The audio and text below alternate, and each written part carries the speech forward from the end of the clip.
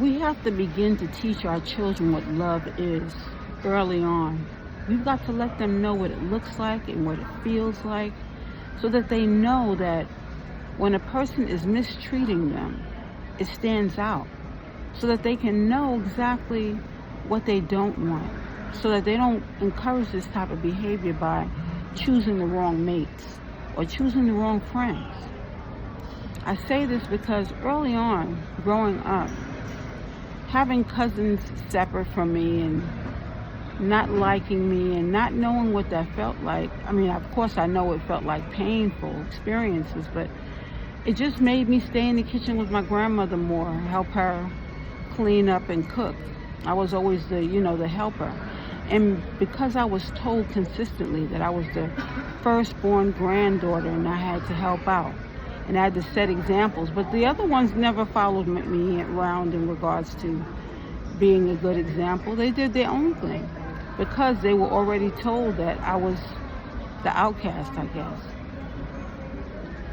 So, being that I was raised with my grandparents and I got to meet my mother later, was introduced to my mother, I didn't have that bond with a mother the way that a mother would have. So, as time progressed, I remember my father taking us to the movies. He took us to see this movie called Chicken. And while watching this movie, I mean, they were all men in the movie theater. And he placed me between the two of my brothers while watching the movie. Now, my older brother, one above me, was more abusive physically. We were always fighting. And my father would always have him watch me. No matter where I went, he was my watcher. And I couldn't understand why that I always had to be watched. At first, I thought it was protection. But it wasn't protection. It was just to make sure that I was watching what I'm saying, watching what I'm doing, because I had predicted that someone was going to pass away early on. And I know I kind of startled them, but children say things. I mean, it was something that I had found out, and I said it, and apparently I wasn't supposed to say it. They wanted me to be quiet and not speak on different things. And spiritually, I was susceptible to a certain spiritual nature at that point in time.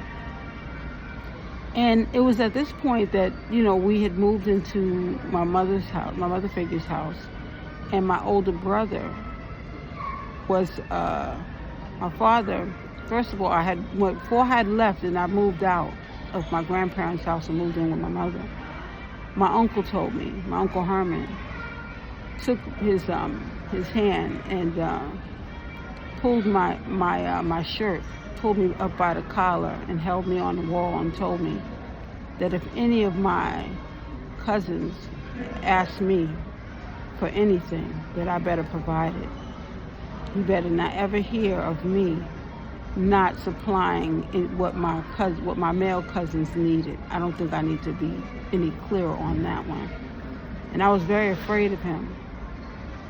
So I thought the best thing was that, when we moved to my mother's house, that I wouldn't have to worry about my uncle anymore.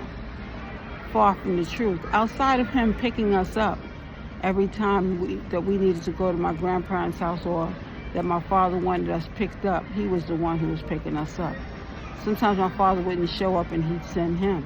So we still had to, deal with him and his bullying. But then what made it worse is that my oldest brother, that was his role model. That was his favorite uncle. If that's his favorite uncle and that's his role model, what do you think is going to come up after that? So now I had to worry about the abuse that I had to go through with this uncle. And now my oldest brother was becoming abusive towards me. Anytime all this stuff happens, I remember going to the school and saying something to one of my teachers, and I got into trouble for that. You got to look at what children go through. This is another reason why being a teacher or a social worker, those are very serious positions.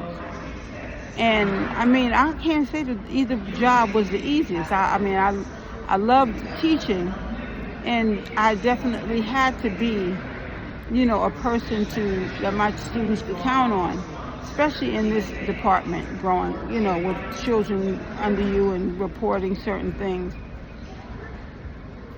But it's just the most craziest thing. This movie that he took us to see, Chicken, we were at the movie theater and we couldn't find a movie. Instead of us leaving, he went on a recommendation. He asked the guy, "How was Chicken?" He said, "Oh, it's a great movie."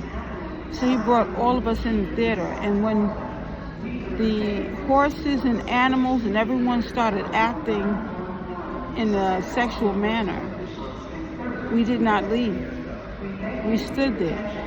And that's when the abuse started. It's really important that we be mindful of what happens. This is what made me believe that this was not my family early on, And of course, special things put in my food, making me sleep longer. It's important that when your children come to you and tell you that something is wrong, that you listen. This is the reason why, again, the self-love journey is so important. Like I said, some of these things I bring on this platform for us to learn from. And I know that this might not even seem as though it's normal, but it's important that our children be supported, loved, and respected. Because this trafficking thing, I believe, went on even in my family, my father's side of the family, father figure. So let us be mindful of the different things that we expose our children to, because it is so lovely being you.